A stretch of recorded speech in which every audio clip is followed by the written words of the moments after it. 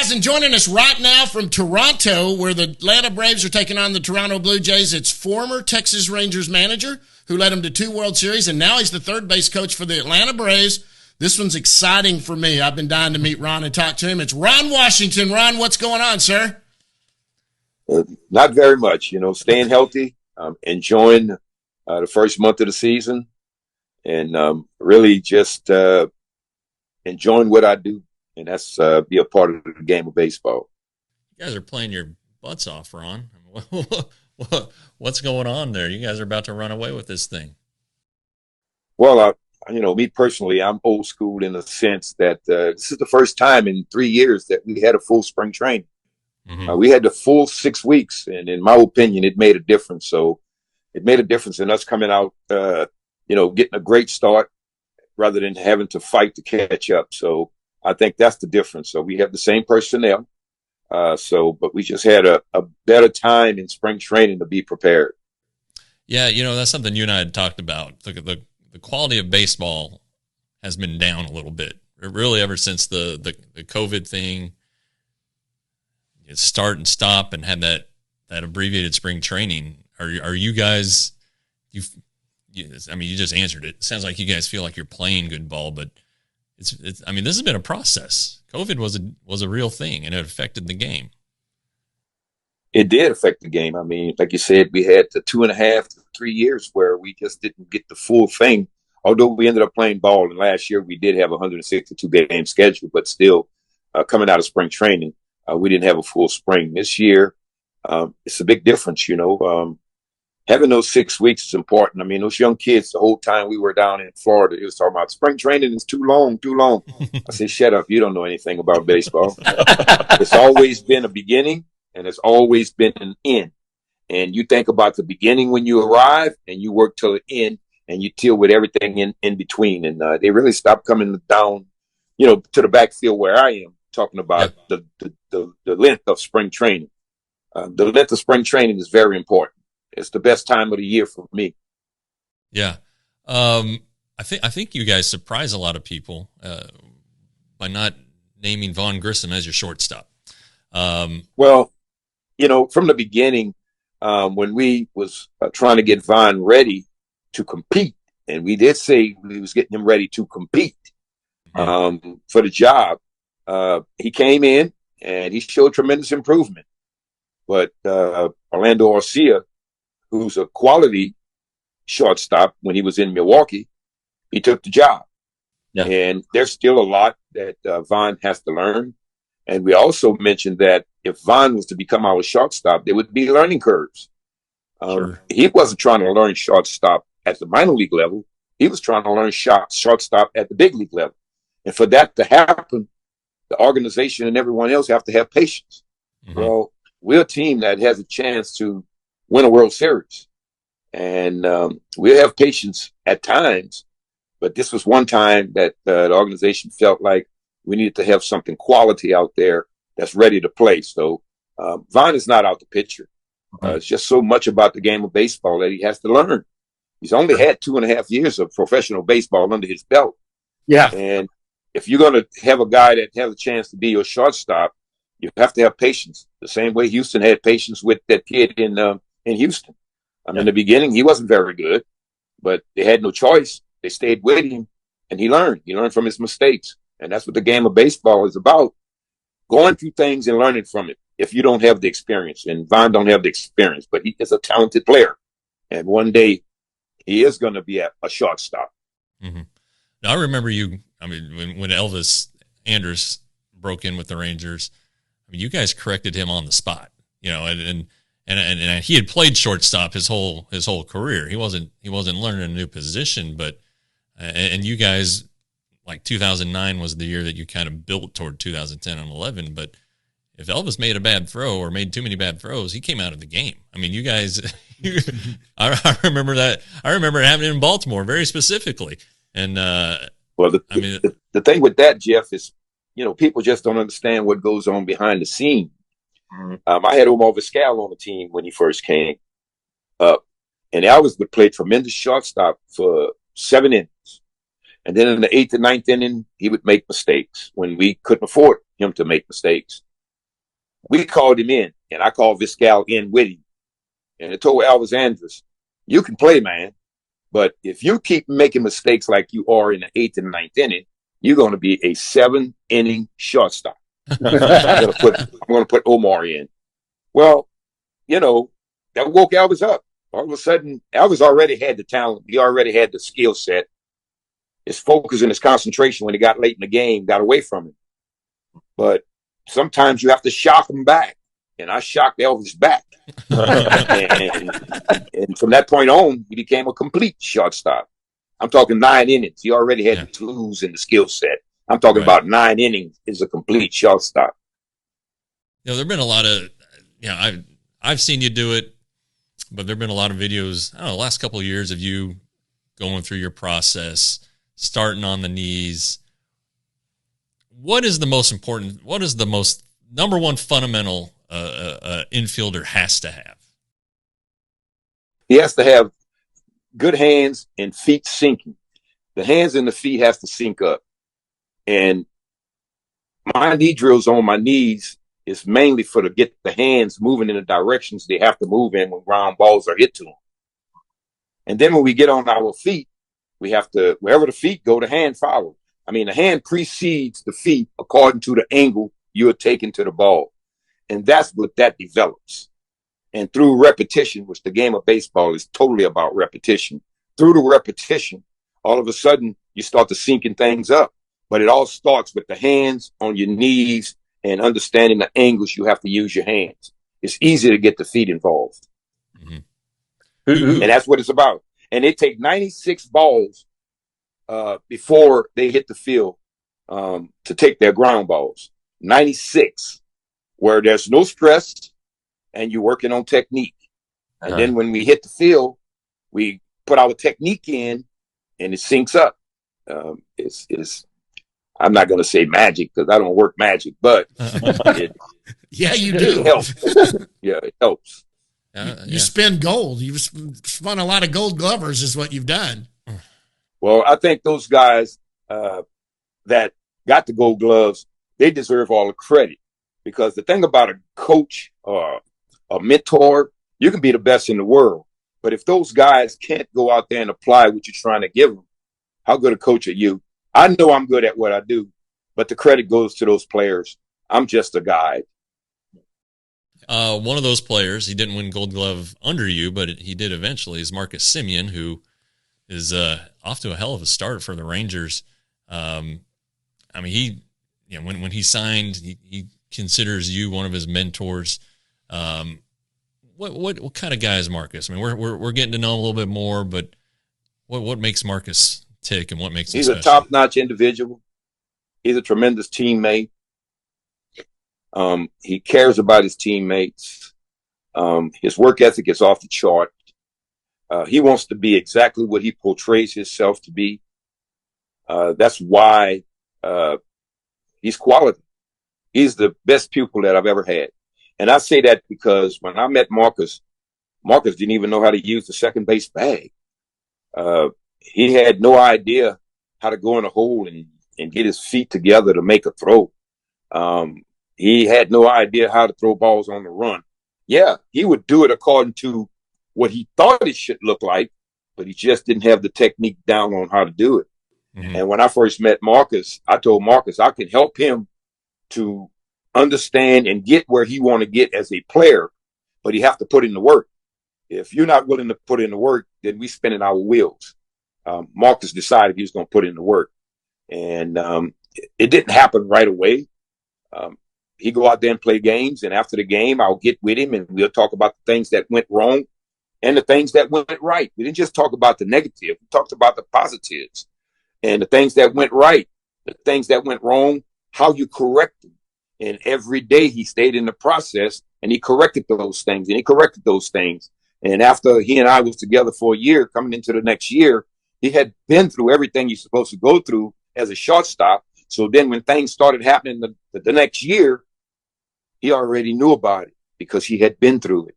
That's what you call gaining experience. And that's all Marcus needed. That's why the Oakland A's, Billy Beane, Bob Melvin, and Dave Force was willing to have the one thing that's sort of missing in the game today. patience. They had patience.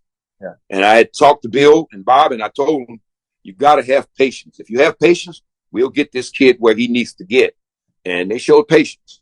And that's why Marcus is where he is today, because of the patience that the Oakland A's showed to him and his being able to apply the things that he got along the way. And all he did was take it and got better and better and better. Yeah, my first ever, I guess I talked to Marcus in Oakland, and then you guys came to town, and this is pretty funny. This is my first Marcus, sir. You, Ron, and me and Anthony Andrew were just cutting it up, having a good time before the early work, and we were just talking, lost track of time like we normally do, and then Marcus came down and looked, and you looked over, and it was time to go, and you said, "All right, Marcus, let's do this." And you said, "Wait, run up there and give me a cup of coffee." And he did. And when the first time we met him, I asked him about that. He said, "Of course I'm going to go get him a cup of coffee. He's helping me out. I got to help him out."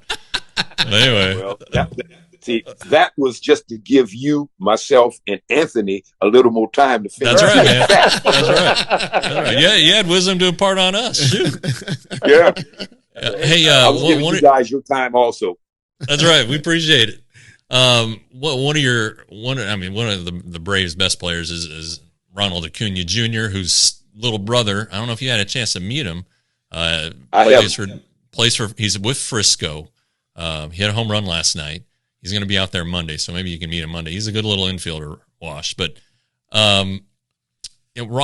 Ronald, and I know what I'm about to say is comparing apples and oranges, but Ronald's a talented guy. Who's the most talented Rangers player you had? Was it Josh Hamilton? The most talented player that I had was Josh, because Josh was 5'2", and it showed every night. And if you kept Josh in the right frame of mind, you knew every day you was going to see something special, and he did. But Josh was only able to show that speciality that he had because of the people that was around him also. Mm-hmm. I mean, Beltre was special. You talked about Elvis Andrus earlier. He was special. Kinsler was special. Mitch Moreland was special. Michael Young was special. Napoli was special. Cruz was special. Yeah. You know, I mean, we can go on and on and on. That's the type of kids that I had. And each and every one of them made each and every one of them better. So Josh was able to shine because of the people that was around him. And they cared about him. They were tremendous teammates to him. They did anything they could to make sure that Josh could be on the field because he was a special talent. He really was. He really was. Yeah, the year he won the MVP, that stretch he had in July was probably the best I've ever seen a player play. It was just July of 10 was just unbelievable. Yeah, I remember that. And people looked at the fact that he was an offensive power threat. He was just a threat offensively, but he ran the bases right very well. He played tremendous defense very well. He stopped runners from going first to third very well. So his game was complete in that MVP year. Everything that everybody ever thought of Josh Hamilton, they saw in that 1 year. He did it all. He scored from second base twice with the ball not leaving the infield. Right. Right. And he's a big guy. Oh, yeah, he was big. Yeah. And he came to me one time and he said, "Wash, I can get 30 bags." I said, "You're not getting 30 bags here." I said, "I'll get you 15. We'll get you 15, and we're going to call your stolen bases. You don't run unless me and Gary call your stolen bases." He didn't need to be falling all over the ground. No, but that was a part of his game. We didn't want to take it from him, but he didn't need to get us 30 bags. Right. Yeah. Right. But no, he could have. Yeah, he needed to be in the lineup. He didn't need to be stealing that. Yeah. So, have you? We talked the other day, and you've been paying a little attention to the Rangers. What are you seeing from them? Well, I've been paying plenty of attention to the Rangers. Okay. All right. And I've been paying plenty of attention ever since they hired Bochy. Uh-huh. That's what they needed. They needed a leader that garnered total respect and I'm not saying the ones there before wasn't going in total respect, but you could see the young talent there, and they needed guidance, and he's a winner. Yeah. Chris Young went out and got a winner to lead a group of kids that's fighting to win. And I think they ain't going in the right direction right now. The pitching is doing well. The offense is off the chain right now. I mean, everybody in that lineup is doing something. It's not just one guy. You got that young kid at third base. He's starting to come into his own. You got the catcher. He's starting to come into his own. The center fielder, Tavares. He's been around a couple years, but now he looked like he's turning into a young man and understanding how to play the game. You got Marcus Semien. You got Seager, who's been out, and the guy's been doing well. So there is a lot to look forward to. But the one thing that you do have to understand, it's a long year. And when you talk about being successful, it's not for a week and it's not for a month. You have to be able to sustain for a long period of time. And so far, when they've been knocked down, I've noticed they've gotten back up. And that goes to the staff there and to Boch. I love Boch. I really do. And I think that's the best move over the winter that the Texas Rangers made, bringing Bruce in there, because he's a winner. And people react to him. You and I have said that many times that the best free agent acquisition might have been Bochy, and now Ron Washington has just confirmed that. There you go. I'm feeling like I got knowledge now. Maybe if Ron's agreeing with me, then maybe I make sense every once in a while. And their pitch sometimes is all right. If you look, the truth is right in front of your face. Just that sometimes people refuse to say what they see, and I've always been a proponent of, if I see something, I will say something. Yes, you will. Their pitching coach is all right. Yeah, Mike. Welcome home to Mike. He's one of the best, man. I don't think there's many out there that work as hard as Mike and as diligent as Mike and love his players as much as Mike loved his players. So, and you can tell by the way that pitching staff is going about their business. And as soon as you guys are able to get DeGrom to be healthy enough that even if he don't take 32 starts, he can get 28, I guarantee you'll see something special. There's something going on right there in Texas. But like I said, you have to sustain. That's what it's about. You can never be happy with the way things are until things is over. And we have a long ways to go before you can get happy. So you got to take each day as it comes and goes and be the best for each and every one of your teammates that you can be for that day. And hopefully you walk off the field with enough opportunities to win, to have a chance to go further. Yeah. Well, and like you said, the season's long, because last year you guys came from behind and overtook the Mets. That's just it. You gotta. It's 160. You gotta keep grinding, and you play for the day and the team that's in front of you. You can't look behind. You only learn from what's behind you. You take what's behind you and you learn from it to make you better for what's ahead of you. But you never look back over your shoulder. You always keep your ass and elbows working. When you out front, all they want to see is ass and elbows. That means you moving forward. That's right. Hey, before we get you out of here, John is going to ask you a couple I don't know. Questions about you. I'm sure everybody knows, but we can use a refresher course. Yeah, I love this stuff. So I kind of do the fun stuff on this side. He always hits you with the hardcore baseball stuff. That was hard. So you grew up, you're a New Orleans guy. Everyone knows that. In fact, congratulations, you're going into the Louisiana Sports Hall of Fame, right?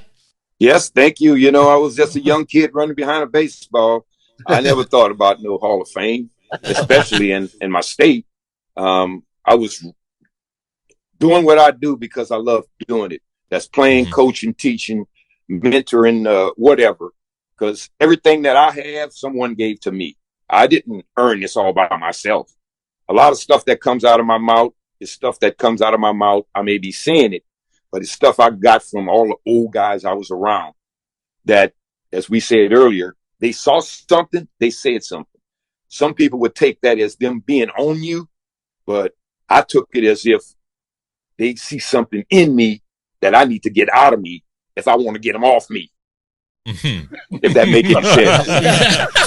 Get off my. Well, you went to John McDonough High School, right? McDonough? Is that how you say that? Yeah, John McDonough. John McDonough High School. Did you play any other sports besides baseball? I played football. I was a quarterback in my senior year.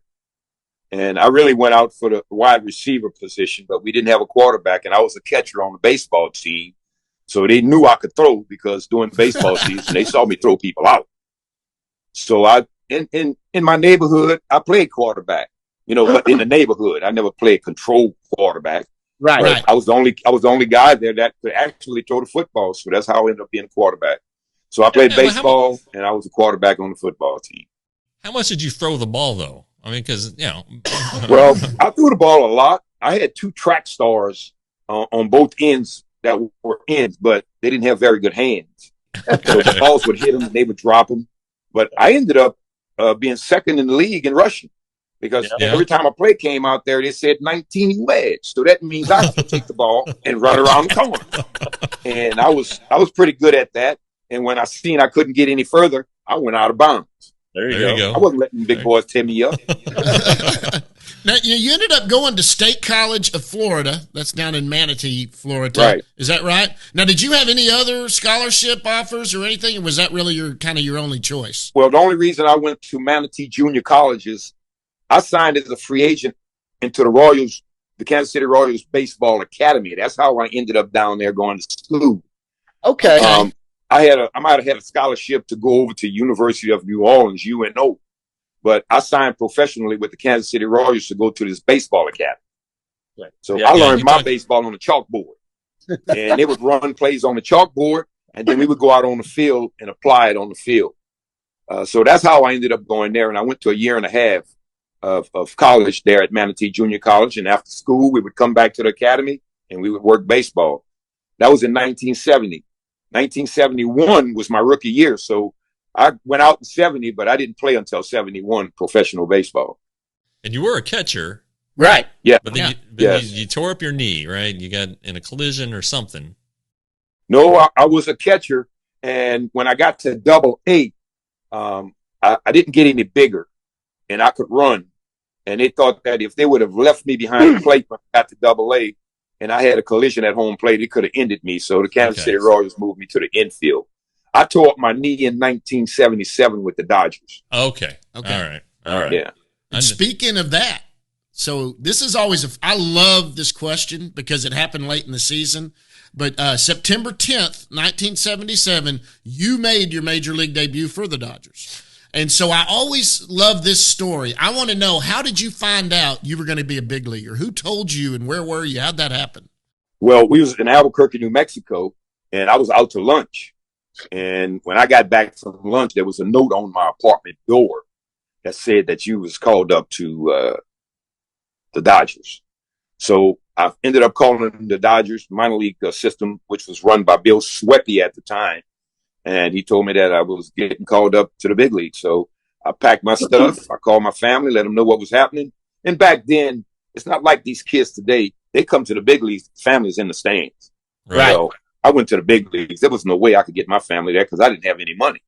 Yeah. So all I could do was let them know that I was going to the big leagues. My mom and my dad, I was from a family of 10. My dad worked 7 days a week. My mom was taking care of kids.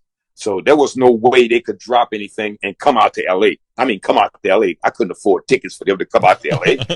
Even though I got called up to the big leagues, because I was only making pennies in the minor leagues. Right. Well, these guys today, it's different. I mean, guys in the minor leagues, they're making $90,000. I mean, I was making $2,500 a month. They're making $90,000 now. And you add that by 6, that's $13,000 or $14,000 for the whole year. Yeah. $90,000. Now, if I was making $90,000, I could have flew some people out there. But yeah. And my first game, I faced the same guy I faced for the first time that I went when I got called up to AAA. Oh, so really? I was fortunate when Tommy Lasorda put me in that lineup against the Padres. He was the same guy. I got my first hit off of AAA, so I wasn't afraid of him, and I ended up getting 2 knocks off him anyway. There you go. Yeah, I mean, you had some great managers, Wash, in your career. I did. Tom Kelly, Tommy Lasorda, of course, Doc Edwards in Cleveland, you know, Ripken Sr. in Baltimore. Yeah. You know, I had John Hart, Right. who was my AAA manager. AAA manager. Yeah. John used to make a lineup up and put on the board, and it was only one name on it. You. That's right. Because he knew I was ready to play. And I'm serious. He had one name on the board. And then when everybody else came in, he had to find out how they was. It didn't matter how I was because he knew I was going to play. And I mean, these are the type of people that influenced my career. Buzzy Keller, the first guy I met at the baseball academy. I remember flying into Sarasota the very first time I left home, thinking that I was going to Kansas City. And the plane landed in Sarasota, and I'm saying, "What am I doing in Sarasota?" I thought I was going to Kansas City. That's how naive I was. Yeah. I stepped off the plane. It was about 15 of us, and Buzzy Keller, his first statement to us was, "You got 1 foot on the ground and 1 foot on the first step of the airplane." And I talked to this guy from Detroit. He said, "What is he talking about?" I knew what he was talking about. I said, "If you don't have your stuff together," and I didn't say stuff. Yeah. If you don't have your stuff together, he's telling you you're going to be back on the plane going home. Yeah. I ain't worried about what he's talking about. Yeah, John Hart told me a story, Wash, that you went to AAA. You thought you should have made the team, and you told him, "I'm a major league player. I'm going to be out there every day, and I'm not going to be here very long." Exactly what I told him. Yeah. When I first arrived in Miami, where they had their spring training, and it was time for me to sign the contract, I told him and Tom Giordano, that's who was in there. I said, "I'm a major league player. I'm not a AAA player. I'm going to sign this contract, but I want you to know you got a major league player here. I'm not going to be here very long." And I wasn't. Yeah.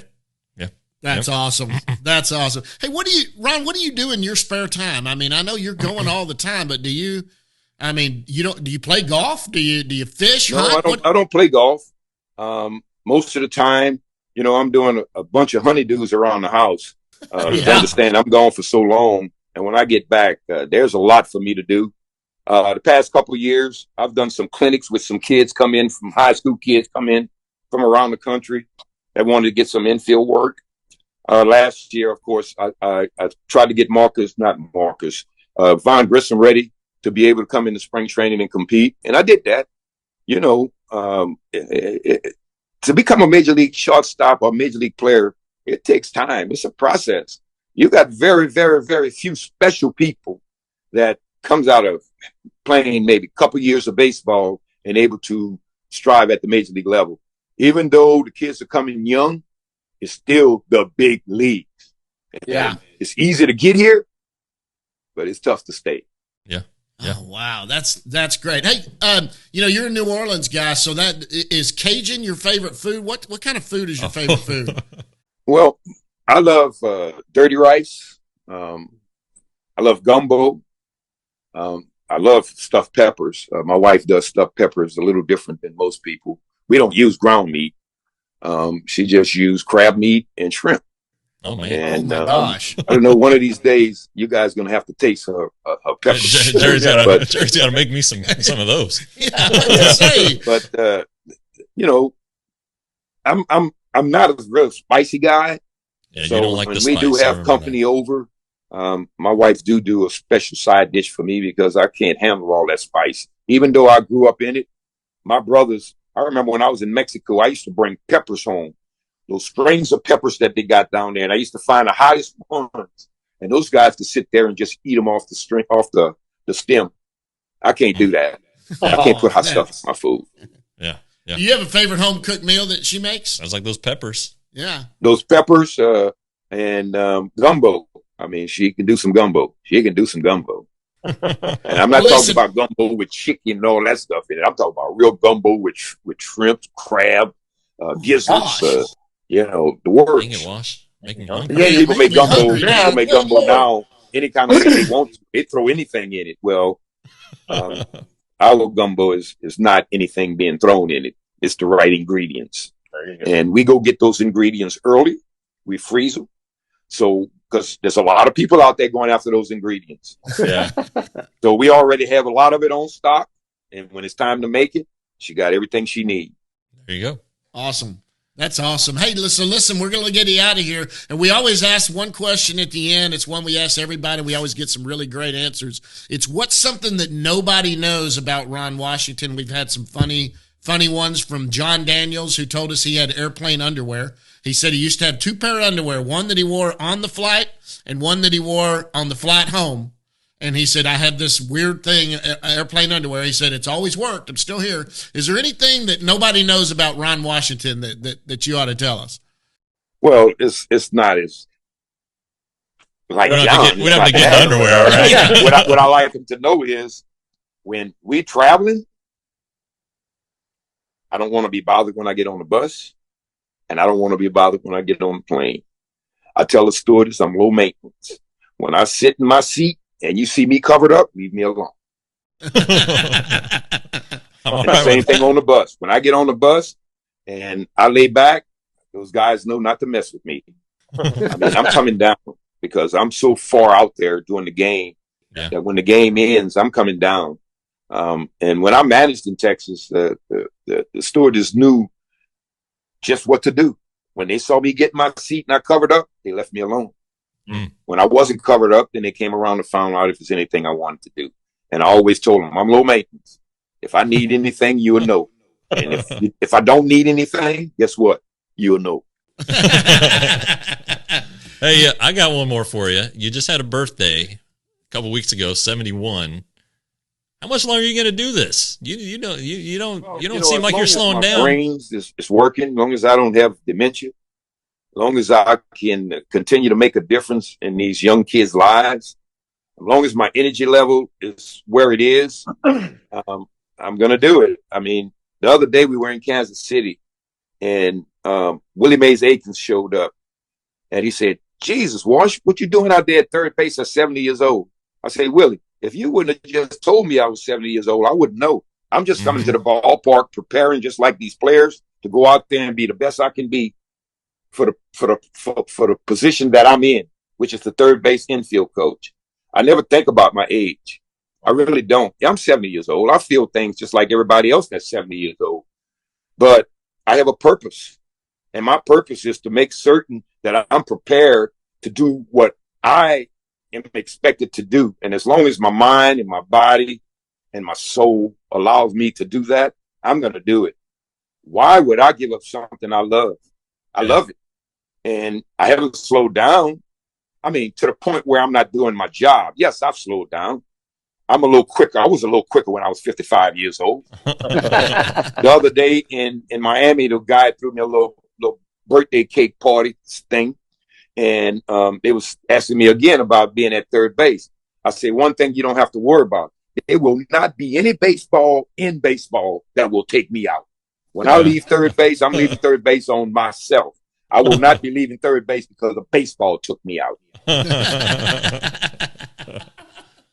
Well, Wash, I mean, you're the best manager in Rangers history. Absolutely. And I'm saying this as a guy who has followed the Rangers since 1974. I'm a fan. I was at the World Series games as a fan, so you know how exciting this is for me. The best manager in Texas Rangers history I got to talk to today, and my wife's excited. She's like, tell him to do one of the waving his arms and beating on. She loved it. He doesn't have the room. Well, I thank you guys, and I tell you, what made my opportunity there so great is the players that I had and the way they love to come to the ballpark and play. The way John Daniels and them treated me and gave me the opportunity to do my own thing. My coaching staff, the fans, the medical staff. I felt that when I was managing in Texas, that people just couldn't wait to get to the ballpark to watch those guys play. And it was them. That's true. It was them. All we did was gave them an opportunity to go out there and show what they can possibly do. And they did it for me every day that I was there. Awesome. Well, that's awesome. Hey, and Monday, I can't wait to meet you in person. I'll come down there by the dugout and meet you in person. But this has been fantastic, Ron. We thank you so much for taking time to do that. I know you got a busy schedule as a coach, especially in any major league coaching staff. It's a busy schedule. To stop down and do this is fantastic, and it's been great for me. Anything else? No, you got a ballpark to get to, so get to it, man. It's been great for me, too. I'm always open to talking baseball, especially with good friends like you, Jeff. All right, I appreciate that, Wash. You're